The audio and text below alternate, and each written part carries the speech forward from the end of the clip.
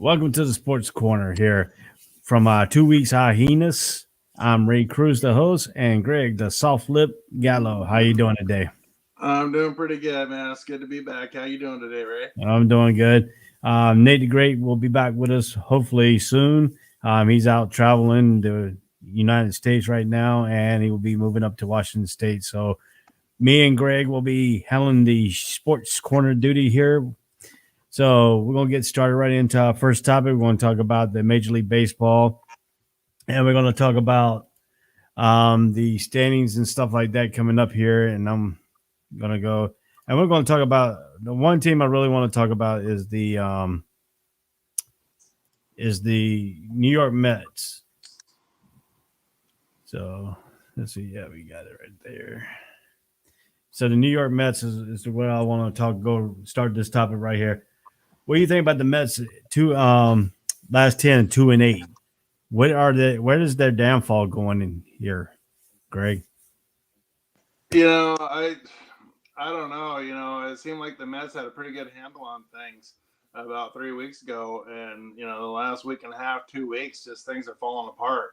I thought that they'd get a little spark when they picked up Baez from the Cubs, and he came out strong and got some big hits, and I think got a home run in his first game. But yeah, they're just I don't know what's going on. Degrom, he started out, I mean, pretty much unhittable, for the first 12 games or so that he pitched, and he's starting to show a little bit of wear and tear. He's been having a few issues here and there with his arm, so they've been kind of taking some precautions there.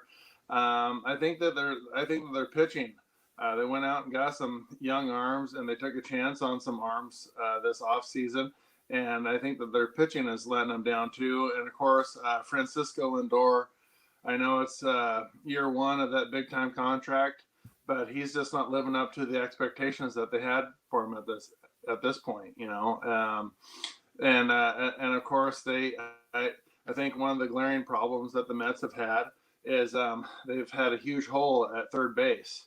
Uh, so they were hoping to maybe land a Chris Bryant or somebody in there because they've had a lot of problems defensively at third base. But yeah, they're just not playing very good baseball, and that whole division is kind of a mess right now. As you look at it, um, now Philadelphia is up at the top. Atlanta snuck into the second place. So right now, so you got to be happy with that, Ray. But that whole division has just been kind of out of sync all season. Yeah, our division has been like up and down. You had the Mets have been. We thought the Mets were going to take control of it, and then all of a sudden now you got the Phillies in first place. You got the Braves who's now coming back, and the spark plug with the Braves is that Adam Duvall trade, getting Adam Duvall back into the Braves lineup here. So that kind of sparked it around without for call in there, and I think the pitching for the Braves are starting to come around. So what's your take on the Braves turnaround going from the third back into the second spot and only 2 games out right now? Oh man, when the season first started, I mean, I had the Mets gonna.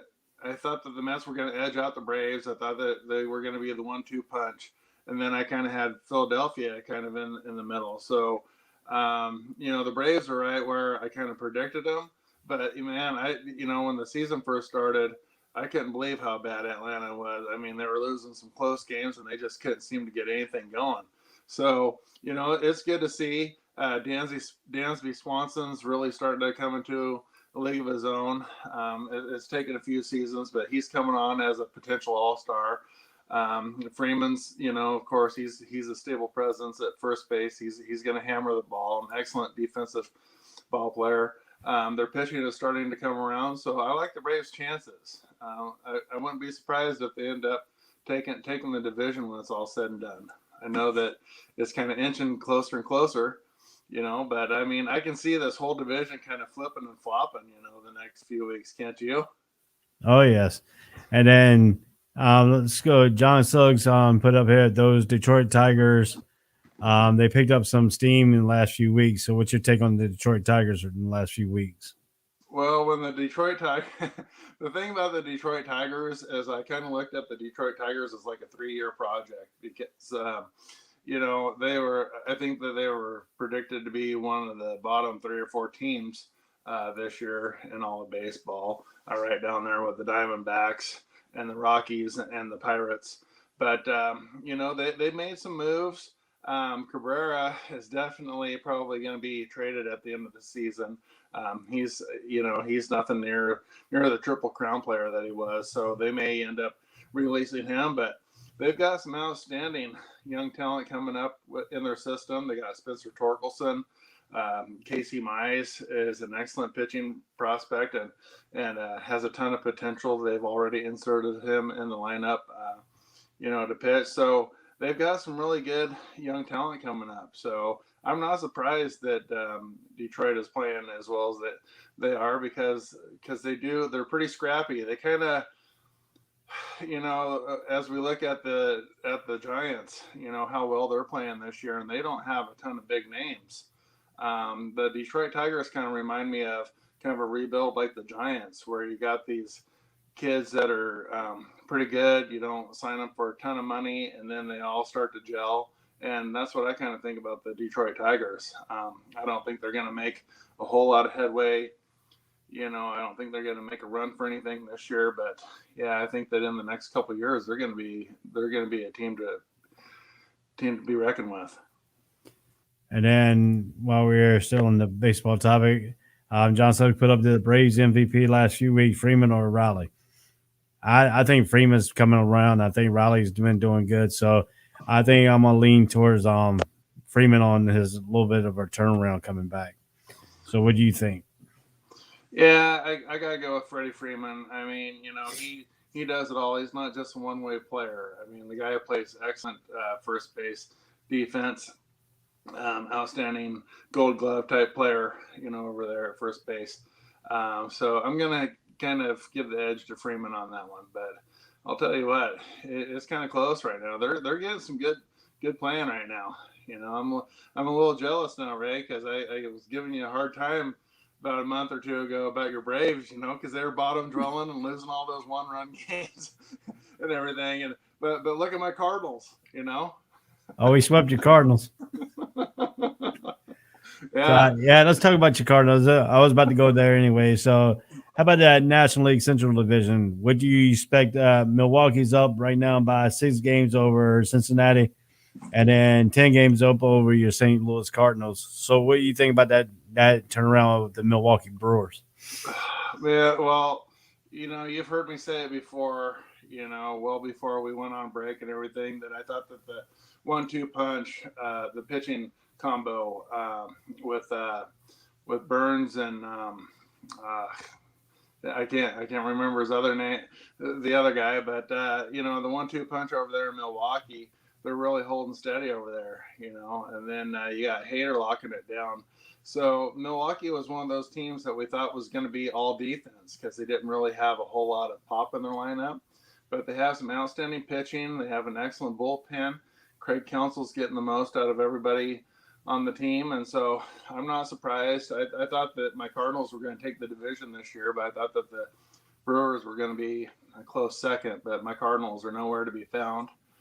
Right now it wouldn't put it past me to think that I wouldn't put it past the Reds to make a run, but they've been so inconsistent all season. They've been one of those teams that can put up 14 runs, and they're one of those teams that can put up 0 runs. So it just kind of depends on the Reds. They're very hot and cold. So I think that the Brewers are probably going to take this thing. Okay, we were talking about before we went on break, we always keep track of the 40, the 42, who's going to get close to that 42 wins of the season right now. And right now that we're looking at right now, we have Baltimore at 38 and 72. Minnesota's they're already over the 42 mark, so they have 48 and 64. So Texas is about 3 games out of 42 wins for the season. Marlins went over. The Pittsburgh Pirates, there's 1 game out of that 42 games. And when we've been picking on Pittsburgh a long time, saying that they're only going to win like 40, 42, 45 games, and they proved us wrong so far. And then you got Arizona, who's right now at 35 and said he did 6 games out of 42 wins. So which right now, are we looking at Arizona not getting that 42 wins, or are they going to pick up that? Or are they going to pick up steam here in a little bit and get over that 42 win mark? That's going to be a tough call because I was just watching the Diamondbacks a few days ago when they were playing the Giants, and they seem to be, as bad as the team is and everything, they were still playing with a lot of heart, and they were hitting some bombs, and they actually were putting on a pretty good show against the Giants in a couple of those games. So, it's really embarrassing if you have a team that's going to lose 120 games or 115 games. These are professionals. No matter how bad they are, you should be able to at least win 50 games, of Major League Baseball. Kind of like football. No one should be 0-16 because it's a hard-hitting game. You play the game, somebody should get a win. But, at least one win. But I think that the Diamondbacks are going to come up with something. I mean, they've got too much talent. They don't have a ton of talent, but with Madison Bumgarner and a few other veterans in that lineup, they should be able to squeak out 42 wins or more. Yeah, and then John just put out this comment of who will have more wins, Diamondbacks or Rangers. Rangers just looks lost. Right now, the Rangers are, they're 4 games ahead of the Arizona Diamondbacks in the win column. So, in the next couple months, rest of this month in September, we'll find out who you think is going to be on top. I think right now the Diamondbacks are going to probably be the team that's going to finish out probably dead last in the Major League Baseball this season. I will say that out of all the bottom dwelling teams that I've seen kind of within the last 2 months, including the Tigers, I think that the Tigers and Pirates are going to be a couple of those teams that we're going to see in the playoffs in a couple of years. They have the farm system. They have the talent coming up. They have some excellent prospects, especially Kayvon Hayes over there in Pittsburgh. So I think that a few of these teams that are very bad right now are actually going to be pretty good in the next 2 or 3 years. I agree there too. But Nate's going. Nate, if you look at one of our colleagues here, Nate, we talk about Nate going to Washington State and stuff. You look at where he's going, and Seattle's at 59 and 54 in Washington State, and his Rangers that he's leaving Texas is 38 and 73. So he's going to a little bit better squad than he was when he was in Texas. So do we think he's going to, switch over to the Mariners over a few years living in Washington State? That might be his call, but it's got to be a little something there about it. So we're going to keep an eye on what Nate has. We're going to move on out of the baseball. I think what's going to happen, right? I think what's going to happen to Nate is he's going to finally jump on the Mariners bandwagon. Then the Mariners are going to trade all their good players back to the Rangers. It'd be funny. He moves to Seattle, and Seattle becomes the ball's winning team, and then Texas becomes a winning team. Yeah. That might be kind of weird, weird for him and stuff like that. So we're going to go ahead and move on out of this this segment here. We're going to move right into the NFL segment. We got NFL coming up. So, we want to go ahead and turn our attention a little bit more on the NFL side and college football coming up in here next, month. We got preseason football coming up. We already had the Hall of Fame game. Now we're going to have the actual preseason starting here August 14th. I'll be at the Jacksonville Jaguar Stadium at TIAA Bank Field for their preseason opener against the Cleveland Browns. And we'll be seeing Trevor Lawrence there. So my question to you, do you think Trevor Lawrence will see the field this season, or will he be watching and then take over the team the following year? I think that when you've got a number one, when you got the top draft pick being pretty much the face of your franchise for years to come, I think that, history says that the best thing to do with an upcoming star rookie like Trevor Lawrence is not to just throw him in the fire right away. I do think that he's going to see the field, but I think that the smart thing to do would be to maybe let him just kind of sit for a few weeks, take some notes, see how Gardner Minshew does, or one of the other guys that they got, and just take some notes, keep him on the sidelines and stuff. Because I think that that's the worst thing that can happen to some of these young quarterbacks is they get thrown in the fire and then sometimes they can't handle it. So I think that with just a little bit more study, and if they can afford to just have him sit it out for a few games, and maybe get him a start around week 6 or so, I think that'd do him a lot of favors. You look at other quarterbacks that sat for a while and learned the game and learned from the best. Look at Aaron Rodgers' career. He sat for 3.5, 4 seasons behind Brett Favre. Now he's a Hall of Fame quarterback, whenever he retires. So I think that he may be a day one starter just because I think that he is so much better than what they got. But I think the Urban Meyer and company would be smart to just kind of let him sit it out for a while and take some notes and just kind of observe and everything and take in the game and everything. I think that would be probably the best bet. Yeah, I think so too. And what I have seen so far, because I've been to some of the training camps here in Jacksonville, what I've seen so far is Minshew is looking good too. And I think with the rival Trevor Lawrence has given them some competition. And now we've seen some good, good football. We have seen some good throws by Minshew. We've seen some good plays by him, and so far in the training camp. I'm gonna be looking forward. I'll be in the stadium for the 14th game down in TIAA Bank Stadium, and it'd be good to see what Trevor Lawrence does and what Minshew does in his first 3. I think they say he's gonna go first 3 snaps for him on the offensive side.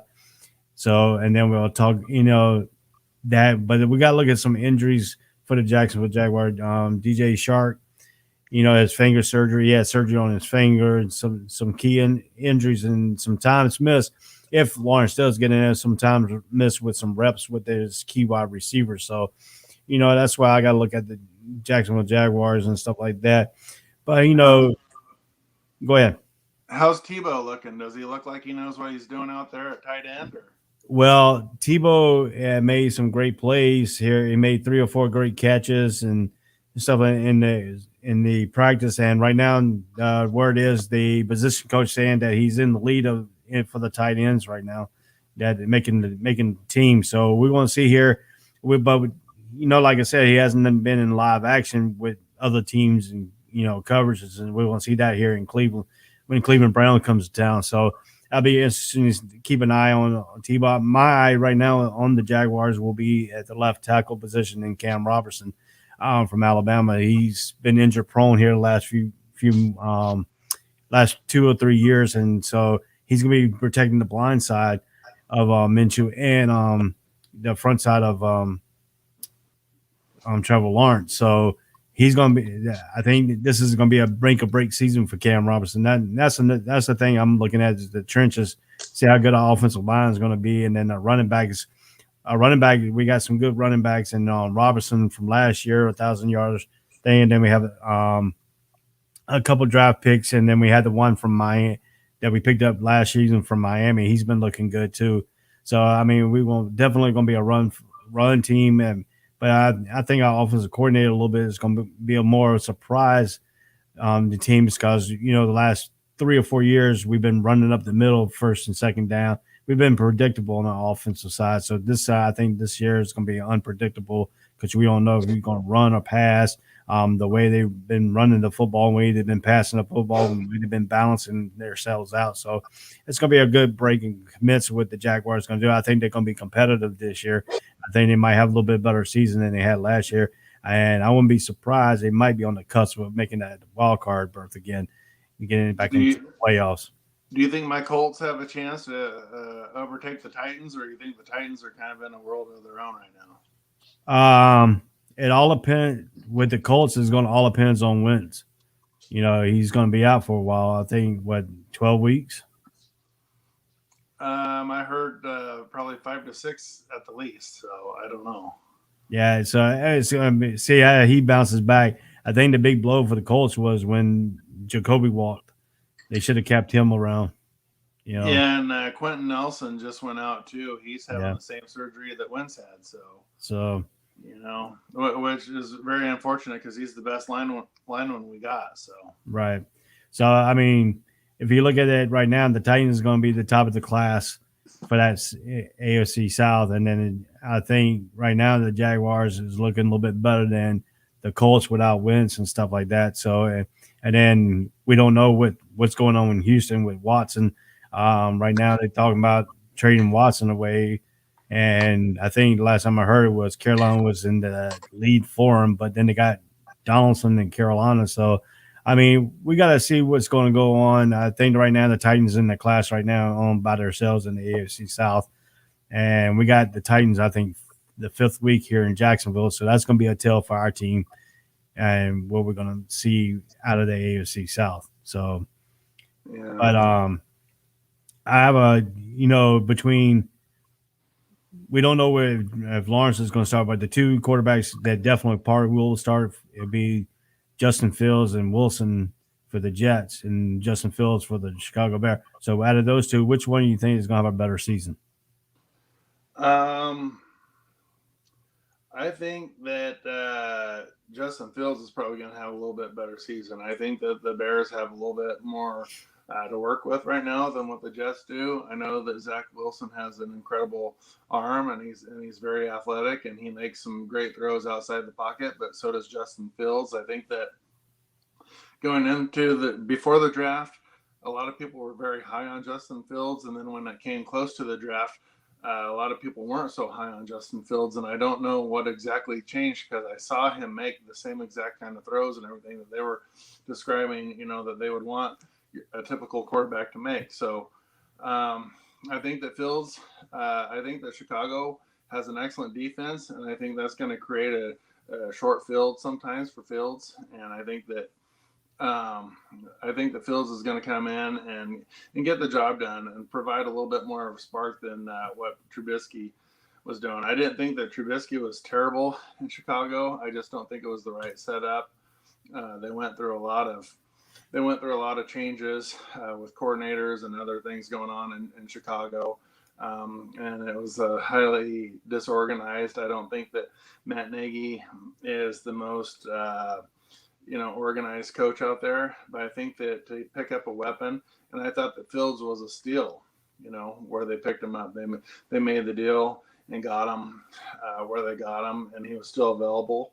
And so I think that the Bears got something here going with Fields. So I think that Fields is going to do a little bit better than Wilson. Yeah, and John's putting in the comments here, the Vikings needs to make it happen to get Watson. What do you think on Watson's status and his off the field issue that's dealing right now? How's that going to affect him for the NFL season? Well, the whole issue with Watson is kind of strange because you have all these women coming out saying that this happened and that happened, but not a single one of them has filed criminal charges. They haven't filed anything criminal. It sounds like they're making these claims, and I'm not going to speculate. I don't know if there's a lot of money or anything behind all these claims, but it's kind of weird that you have 20 plus women coming out and saying this happened and that happened, and their stories kind of match up. They're kind of consistent with each other, but yet there's no criminal charges being filed. So you would think that if there was this many people coming forward on one person, that at least one charge of some kind of sexual misconduct would be filed. So I do think that his legal issues are going to be a huge deal. I think that, I don't envy David Culley coming in, his situation coming into the Texans, because you got a great athletic quarterback in Deshaun Watson, that can air it out and can move and can run and everything. And then he doesn't want to be there anymore. And then he's got all these other looming legal problems. So I think that it would be best for his situation if the Texans were able to, maybe get somebody for him, make a trade, or just give him what he wants. I really don't know if this is going to hinder his career or ruin his career, but it seems like they need to kind of get things going on this. And so I don't know how you feel about it, Ray. It just seems kind of fishy to me that you got 20 something women making allegations and not one single, there's no jail time or anything on the books here. There's nothing except a bunch of speculation and a bunch of, he said, she said going on. Yeah. Now, to take this a little bit further here, we're going to get off a little bit of the topic here on this. We're talking about Watson and the way these women are coming out. Do we do you think that the athletes are easy targets for the women to try to get more money because they know how much they make because it's been exploited out in the news?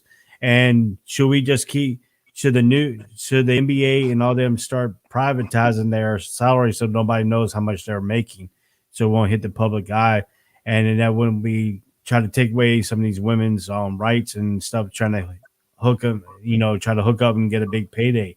Like I said, we don't know what's going on with Watson. We weren't there when all these women making claims. They are all consistent stories. Are they people, somebody behind it trying to get Watson moved out of Houston, or is it, you know, some legit stories behind this? Is it legit? Watson hasn't come out and said anything. His lawyers really are playing around with the court system because nobody's filing any charge. So he really hasn't come out and said anything towards us. So do you think athletes are now easy targets because their salaries are now being broadcast to the public and people are trying to make easy paydays? Well, I mean, we've seen shows, before, basketball wives, football wives.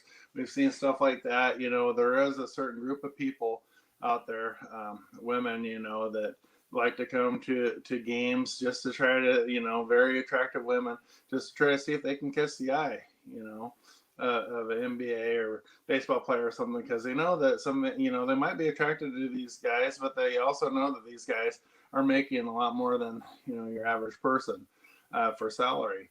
So yeah, you do have a lot of women out there that might be gold digging or something like that, or maybe trying to find somebody that they know they'll be well taken care of if they land this person, and end up going on a date or something. And we've seen it before where some of these NBA guys or NFL guys or something, they end up with someone, and highly attractive woman or something. Then they have a kid, and the next thing you know, it's like a huge thing, for child support and everything. And so I don't want to speculate. I don't want to really talk bad about women, chasing after men who have money. But yeah, I think that every time you see somebody locking in, $100 million contract or $200 million contract, I think that there are probably a few people out there that go, I wonder if he's single, or I wonder what's going on or something. So I do think that I do think that Sports Center and other places like that shouldn't really reveal how much somebody signs for, or how much money somebody's contract is for, and Charles Barkley said it best. Even if I signed $100 million contract, that doesn't mean I'm coming home with $100 million, because he says that the government takes half of it. So, Right. but still, yeah, I think that. I mean, we've seen it, we've heard about it. That there's women that might not even be into sports, but they like to go to the sports games because they know that there's money circulating there.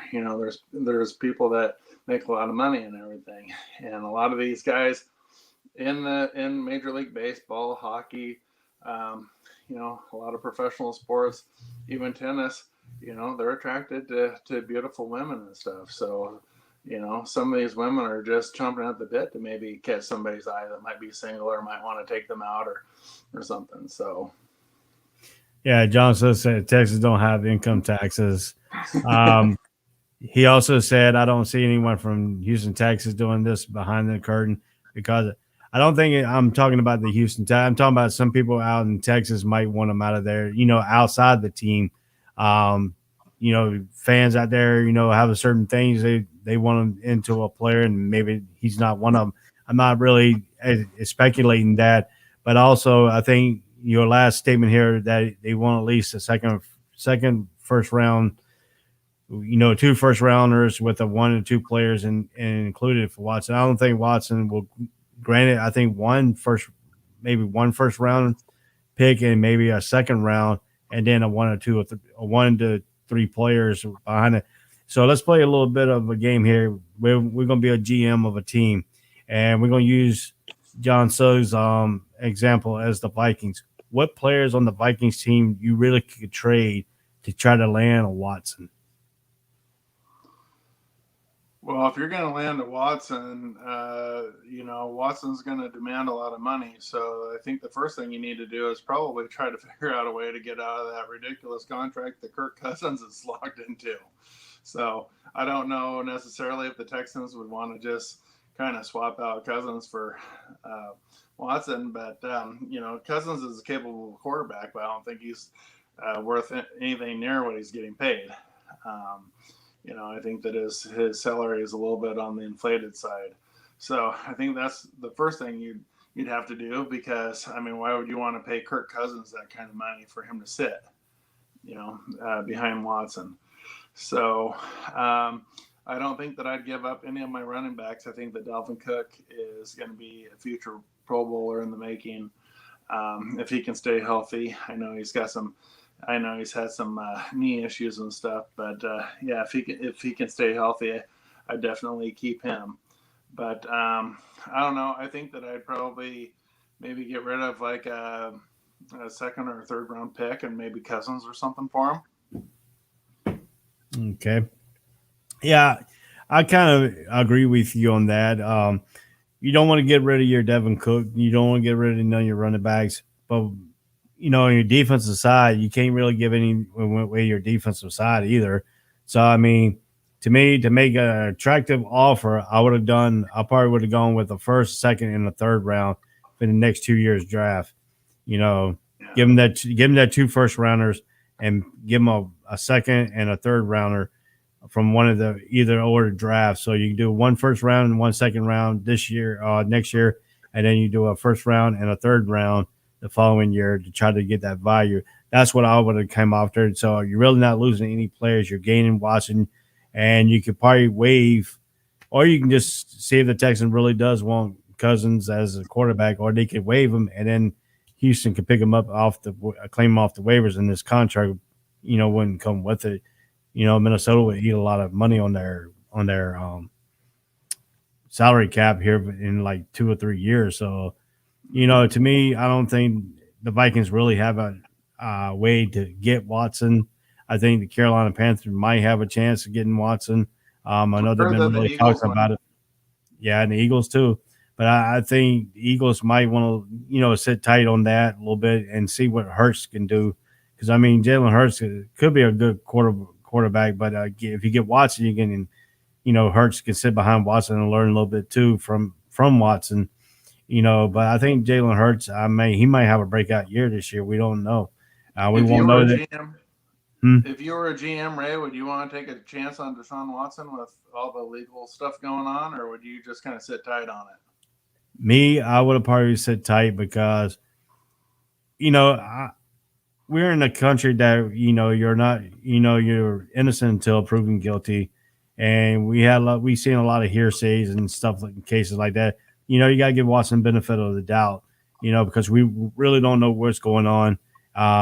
Per se, we don't know any criminal charges are going to be filed or what they haven't been filed yet, and these women don't want to come forward, but they really want to come forward and say, hey, he did this, but they don't want to go and put charges against him. So to me, I would have probably, I might would have taken a chance on him because what I mean, what can you lose? I mean, you have a cousin that really can't do nothing. If the legal, the legal kind of the legal side might show up after the football season. After Yeah. the season's over. So to me, you probably could take a chance on him and get by. But if it does decide to come out in the following year, then you'll lose out another part of a year, a couple of years, and maybe until everything's blows over. But if they haven't pressed charges right now, I don't think they're going to press charges because they would already done it. I mean, how many months have we been going for about what 6 or 7 months now? Yeah. And There they might be started, some truth to it, but I mean, as we've seen before, Ray, I mean, you remember the Brian Banks case, yeah, and I mean, that completely ruined his career because he was heading into college and everything, and all that happened. And I mean, he spent some major time in prison over it and everything. And then by the time he got out, he didn't have the skills left to make it no, in the big. So, yeah, it's a very scary thing, and I mean, it does happen. And unfortunately, I don't want to take anything away from people that have been sexually abused. Right. But we have seen it happen where people haven't been sexually abused and things were consensual or something never even happened at all. But he said, she said, and we've seen it happen. People's lives being ruined over stuff like that. And so I really hope that um, I don't want to take anything away from the women making these claims on Watson, but it just seems kind of weird to me that none of them are coming forward and trying to pursue any kind of legal action over it. It just kind of seems kind of fishy to me. So it sounds like they all might be wanting some kind of settlement or something to me. Yeah, John Sugg said 2022 first and second pick, 2023 first and second pick, and a Daron Payne or Montez Sweat. That's interesting. That is interesting. And then he said that a team he would be good for would be the Washington football team, great front line. That is true. Um, you know, Yeah, Washington's a team set up for great success. The only thing that they don't have is a great quarterback. They have an right, excellent defense. They've got an all-world receiver in McLaren over there. So they've got all the tools, all they need as a quarterback that can stay healthy and upright and make some big throws. So I think that any quarterback that can make some good throws would be a great fit for Washington. right. I wish that Cam Newton would have went back to Rivera. That would have been a pretty good combo. Oh yeah. And then we're gonna look at we're gonna look here at the Super Bowl. Who do you have playing in the Super Bowl? We do always do our Super Bowl picks before the season gets started, so everybody we don't know what the teams look like, for the season, so we're estimating the guess. So, do you think there's going to be a repeat of the Tampa Bay Bucks and the Kansas City Chiefs in the Super Bowl? I think that a lot of people at this point think there's going to be a repeat because they pretty much have the same teams coming back. I think that Tampa Bay signed, all 22 of their starters back to the offense and defense. So they're definitely probably the front runners in the NFC. But the Kansas City Chiefs, they have some stiff competition. The Bills and the Browns are right there on their heels, coming on strong. I'm going to make a bold prediction. I think that, it's going to be. I think that the Bucks are going to come out of the NFC. I think they're going to squeak by the Rams. I think they're going to maybe squeak by the Packers if they can stay healthy, but they may be having the Super Bowl hangover too. So I don't want to get too confident in this. I think that if the Kansas City Chiefs can really upgrade their line and stay healthy, I think that they have an excellent shot. But I'm going to go out on the limb here and say that the Cleveland Browns, I think they're due. I think they're going to make a run. I think that they had the Chiefs on the ropes this last postseason, and they just blew it. They had their opportunity and they just couldn't do it. So I'm going to take a chance on the Browns. What do you think, Ray? John Suggs took my surprise. I was going to go with the Tennessee Titans. I think the Tennessee Titans could end up beating the Kansas City Chiefs behind Derrick Henry. If Derrick Henry if they can get some consistency on their wide receivers, and so I think the Titans will probably prevail out of this year, and I think we won't. I think Father Time might catch up with Tom Brady too. So I'm hoping to see two different teams, but like you said, Tampa, and who is going to beat Tampa Bay right now? No, but really nobody out of that except for Green. Maybe Green Bay might have a shot if Aaron Rodgers and all that stuff off the field issue where Aaron Rodgers don't creep in or he don't get injured or anything like that. So to me, I think it's going to be Tampa and the Titans for the Super Bowl, and I think the Titans could edge out because of Derrick Henry and the running back in their running game. So I'd love to see my Colts in the mix, but I think that them rolling the dice on Wentz and then him being injured and everything, and we don't have much to fall back on. I mean, Eason hasn't played a snap. Philip Rivers, they're thinking about maybe having him come back. So I mean, he's had about a 6-month retirement or so. So Well, I don't know. I don't know. We're going after these guys that are either old or they're just made of glass for the Colts. So and as far as Derrick Henry is concerned, I think that he's one of the most underrated. When you look at his numbers, you think that he'd be talked about 24/7. All the numbers that he puts up, yeah, and yeah. Sometimes he starts out slow in games and stuff. By the time the fourth quarter comes running around, he's already running over you, got you all tired out and stuff like that. So he comes out slow, but then he picks up during the year. And by the time the end of the year, he's fresher than everybody else. But he played like a whole season, so I mean, yeah, I seen him play in Yulee when he played at Yulee High School here in Yulee, outside of Jacksonville, and he was a beast running over people. Then he was a beast in Alabama. Then now he's a beast as a Titan. So I mean, he just gets stronger and better every year. So I think the yeah, he's Titans just that, and then when they added, they had added Julio.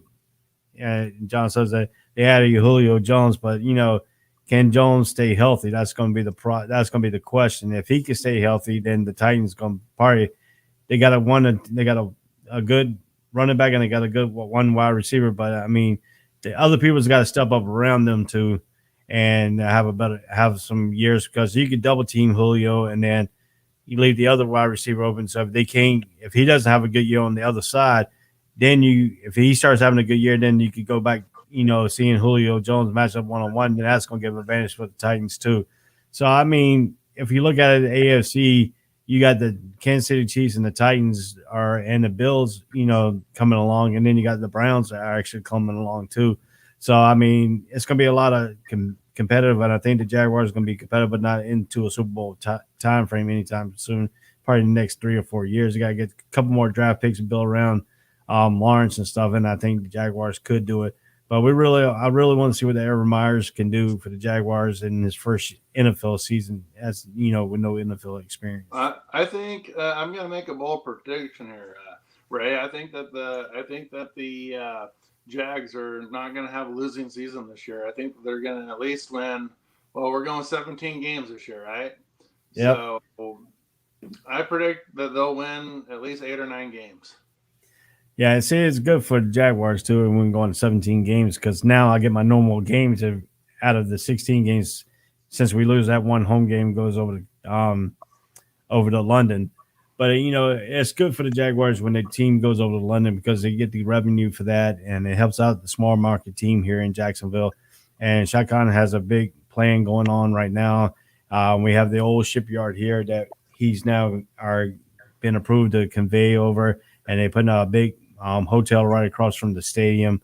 And then the first thing they're doing is they're building a big flex practice field and offices outside of the practice facility right now. So now they're gonna have 2 indoor practice facility. And what they're trying to do with the other practice facility they got right now is to give it to the recreation football teams so they can have an indoor facility to play in instead of playing in the heat and stuff like that outside. So I think the Jaguars are going pretty much building here in Jacksonville for a long time, turning downtown into a big party area. That's what he's trying to do. It's some sort of like they did in St. Louis, where they have like a big area out there outside the stadium for the Cardinals games and stuff like that. So he's trying to build that atmosphere here in Jacksonville, so to give them a good place for competitive. But like I said, the Bills, could be a big problem. Yes. John's keeps on going here. Bills could be a big problem. And then you could always pick up another Eagle quarterback and Joe Flacco. And that's funny. But yeah, so I mean, we're looking at the NFL season. It's gonna be a very compelling season here, from head to toe. And we'll get into it more as the season goes on and as we progress back out of this 2 weeks hiatus here. We want to go ahead and we're going to talk about the college football here. We got about like 15 minutes left here in the show. We're going to go ahead and talk about the top 25 teams in college football. So Alabama is always going to be that big topic. let's talk about the thing about the NCAA letting the players get sponsors and selling their likeness and stuff like that. I think that's kind of good for me because I'm into like I like college football, on the PlayStation, soon to be PlayStation 5. Hopefully, I get it soon. But yeah, college football is, EA Sports going to bring back college football. So yeah, likeness people, for college football fans, get to play it on video games now. I think that's very good. And then college players are now picking up sponsors. Like, I know a couple of North Carolina football players picked up Bojangles as a sponsor. So what do you think about the players getting paid and again, they'll be able to get these sponsorships and stuff now? And I think one of Alabama players got like $1 million sponsorship or something. So do you think this is creeping into the college football? You think it's going to give Alabama more competitive where people getting sponsored and they want to go to Alabama? Yeah, I think that it might tighten up the competition a little bit if other players are able to get a little bit more, get paid for their likeness and get some endorsements and stuff like that. I know right now a lot of people are just going to Alabama because they're always one of the front runners, if not the front runner, to be in the national championship. Every single year, their high profile team. They have, one of the all time greatest coaches of all time, not just NFL, but I mean, not just college, but in all football. Nick Saban is a fantastic football coach. But I think that when you have what they're doing now, letting college players being able to pretty much kind of support themselves and everything, part of me is kind of disheartened with that because I always thought that college was supposed to be basically, if you were good and went to a school that was giving athletic scholarships or academic scholarships, that's pretty much, a privilege to go to school there and not come out with any college debt. So I kind of like how it was, but as we've seen it in the past, there's been so much stuff that's tainted college sports, not just college football, not just college basketball, but a lot of other college sports where we've heard it before. I mean, Reggie Bush, he lost his Heisman Trophy over that. They vacated his title because he had improper benefits and stuff like that. So we've had all kinds of allegations and things against players, teams. Look at what happened to Louisville about 6 or 7 years ago. They had to vacate their title because they had some recruiting violations and expenditure violations and stuff. So I think that if you're going to have more flexibility where players can support themselves and market themselves and maybe reap the benefits of their likeness and be able to take money for signing autographs and stuff like that, I think that you're going to see less vacating of titles, less vacating of awards and stuff like that. So I think that it was just a matter of time before this happened. And I think that now that something like this is going on, maybe a few players that might have wanted to head into the draft so that they could make the big money might stay in college for like one more season or something because they might be making enough money to say, hey, I can still, finish out my education. I'm able to support myself. I've got plenty of money to work with. The NFL or NBA or Major League Baseball or something can wait right now. So I think it might be a good thing because we've seen so much tainting within the system already. We've heard it before, providing women for players and providing extra money and extra things and a lot of hush money and stuff. And usually it's several years after the fact that some of this happens. But there's been a lot of reports, the Arizona Wildcats, Sean Miller lost his job over stuff like that, So I think that now allowing players to make more money, off their likeness and being able to sell autographs and stuff, I think that will clean up a lot of this stuff because there's a lot of behind the scenes stuff that goes on. It's not a coincidence that we see a team like Alabama being the front runner, all the time. They have the money, they have the resources. A lot of other big programs have the money and stuff to kind of get the players that they need. So I'm not going to go in depth because we only have about 10 minutes left, but we've seen what this kind of stuff can do to college sports. So I think it's probably good that they're kind of turning a blind eye to this and allowing the players to kind of be able to compensate for their likenesses and stuff. Right. And we're going to go ahead and talk about the top 25 here. I got pulled up the ESPN top 25. They got Alabama in the college playoff ranking at number one. They got AP top 25, number one, 61 votes out of all of the thing. So what do you think about Clemson? You know, they don't have Trevor Lawrence no more. They don't have ETN. So do you think number two is the right spot for Clemson right now? I wouldn't put them in at number two just based off that. You know, they got their two best players that they had going to the Jaguars. so I think that maybe the college rankings is just basically. I think some of that is Alabama does have an incredible recruiting class coming in. I think that Clemson has a pretty decent recruiting class, but losing a Trevor Lawrence and losing a running back of the caliber of ETN, yeah, that is a little bit high. But I think that they're in the two spot because, you know, they were in the college football championship last year.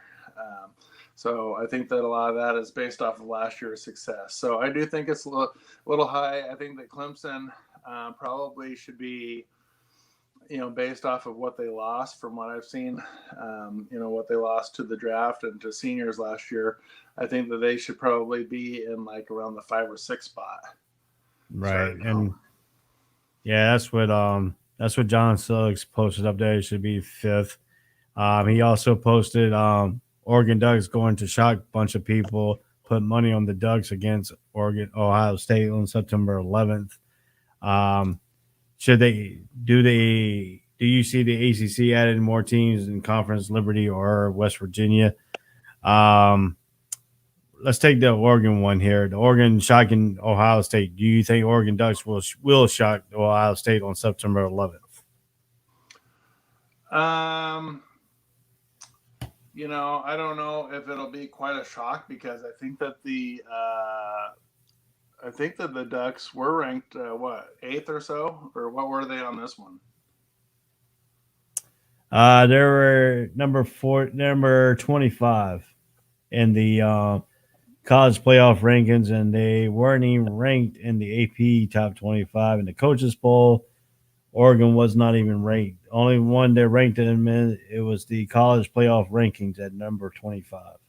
Well, I think that John Suggs may be onto something because I know that last year they had a very disappointing year. They got off to a late start. I think they only played about 7 games last season with the coronavirus restrictions and everything. But from what I've heard, you know, and I'm from Oregon. I went to college right next door to the U of O. Chris Ball is an outstanding recruiter, and he's got, I believe, one of the top recruiting classes for 2021 coming in this year. So it's all going to depend on quarterback play. I don't know exactly who's going to be the starter for the Ducks, but you know, but remember Ohio State, they're out Justin Fields. They lost another huge piece. So it's going to be an interesting college season because Clemson doesn't have Lawrence, Ohio State doesn't have Fields. So you know, a lot of big names are gone. So we're going to see a lot of fresh faces. So I predict that Oregon will upset Ohio State.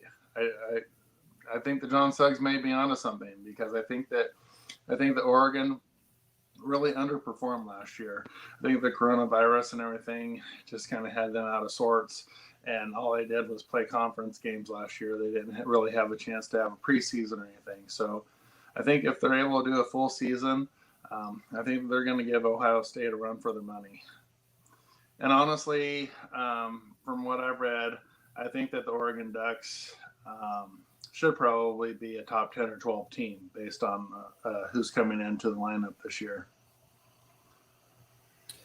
Yep. And then I'll go ahead and answer this question about the ACC added more teams to the Conference Liberty or West Virginia. They were doing some fillers out for West Virginia. West Virginia came back and said they didn't not interested right now. That could change in the upcoming thing with Oklahoma and Texas probably heading to the SEC. Um, I think to me, I think if they're going to provide some more teams, they probably go into that Big 12, that big trying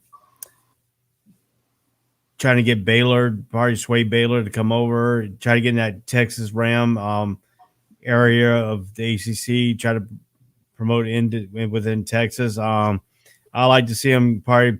I like to see him poach South Carolina away from the SEC, bring South Carolina back into the ACC. That was the North Carolina and South Carolina rivalry was pretty good in that back in the heyday. I like to see them try to poach them out of there. To me, Liberty, I don't know because the only thing about Liberty is the stadium they play in is not a as big of a stadium. They're more like a level Divisional II stadium and stuff like that. But if they add on some more capacity to their stadium and more, suitable to fit the ACC style, they might. I mean, Hugh Freeze has done a pretty good job there at Liberty, but I don't think they're ACC title or team. Maybe where they're at right now. If the ACC really wanted to go poach some teams, I would like to see them poach some more teams like out of Virginia or teams out of somewhere up in the north area. Trying to get up where Boston College is and try to poke Maryland. I like to see them try to poke Maryland back in there, bring them back to the ACC. Yeah. Try to sway them. I mean, I don't know why Maryland left the ACC anyway, but I like to see them bring Maryland back into the ACC too. And, that could be a team, or try to go up there and poach Penn State too. Try to poach Penn State away from the Big Ten. There's other colleges that you could try to poach away and add it to the ACC. I mean, if you really want a big North Carolina thing, to go out and get East Carolina or something. But I mean, to me, the ACC, I think they're going to try to poach. If they try to really poach anybody, they'll try to poach West Virginia or Baylor, or try to go out and get Maryland or a Penn State team to try to come down in there and then create that rivalry with Pitt, Pittsburgh. So, I mean, there's a lot of ways the ACC can really combat it and stuff like that. Appalachian State would be nice too. Yeah, Appalachian State could be a pretty good team because I mean they done some surprise of Michigan. They beat some upset Division I schools and they can play with certain teams and stuff like that. So that's a good choice right there too. Try to put keep some in-state teams and try to poach Appalachian State. That might be a huge pickup too. So I mean, because a lot of North Carolina people up in Appalachian State. I mean, it's a big up in Boone, North Carolina, up in the mountains of North Carolina. That's where they're located at, and they redid their stadium a little bit and made it a little bit bigger. So in the recent history, so I think they could be a big boost for ACC. So I mean, there's a lot of Rams that we can actually do. ACC should try to say, hey, look, Notre Dame, you've been playing the ACC schedule. You might as well go come and join the conference, and we'll let you keep your your little bit of your television revenue what they're getting from NBC. We want to change that, but we want you to be affiliated with the ACC, and that could give ACC another little poach of another channel in the NBC RAM too. So, I mean, it's a lot of ways you could go around and make conferences better. So, I mean, if the ACC is going to keep up with the SEC, they're going to have to do something. Yeah, I don't. I think that all those ideas were great, except Liberty. I don't think that Liberty is by far quite at that level yet to be making a move, and it's really hard too for smaller private schools to really kind of hang because they don't get a lot of the state funded money. Everything runs off of donations and stuff, and so I think that'd be hard for a team like Liberty. A school like Liberty to really try to hang because I don't think they would have enough money flowing in because everything kind of runs off of people's donations and everything for scholarships and everything at this point. Yeah. So we're getting ready to tie down here on the Sports Corner for the coming back from our 2 weeks hiatus. It's great to see you, Greg. And we'll continue on some of this college football talk and NFL talk as we progress on getting ready for the NFL season. We got the preseason games starting on August 14th this weekend, and I will be at the Jacksonville Jaguars game on the 14th against the Cleveland Browns. And maybe if you keep watching the network here on the Facebook, I might go live during the game and send you some footage from the game and stuff. So it's been a good show for Greg, for me. We're signing out. Everybody have a good night.